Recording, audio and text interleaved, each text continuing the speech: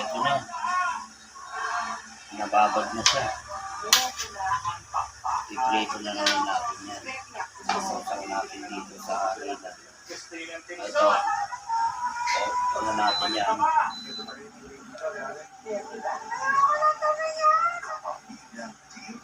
Lagyan na natin ito.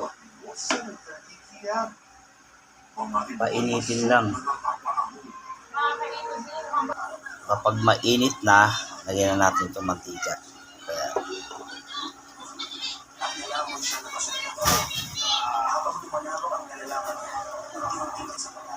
Ayan, mainit na. Pwede na natin itong ilagay. Lahat lang guys.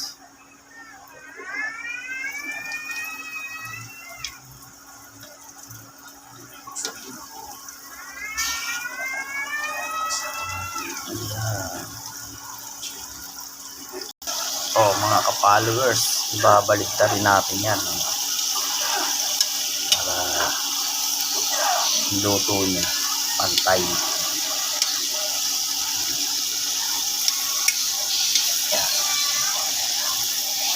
Yan, para luto niya pantay.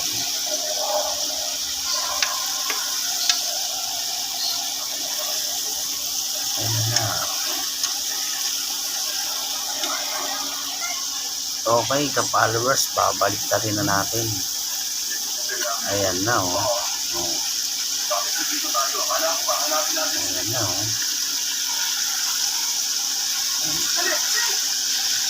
Ganun lang, baliktad-baliktad lang. Para juicy.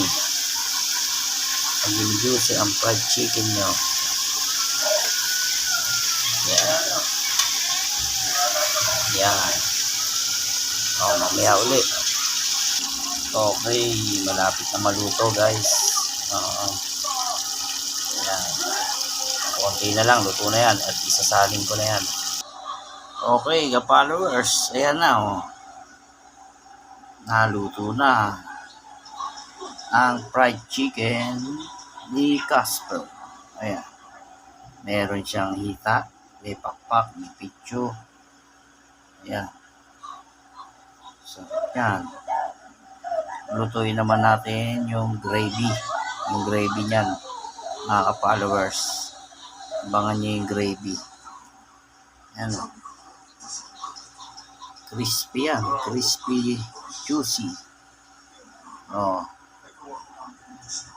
Yan naman. Oh.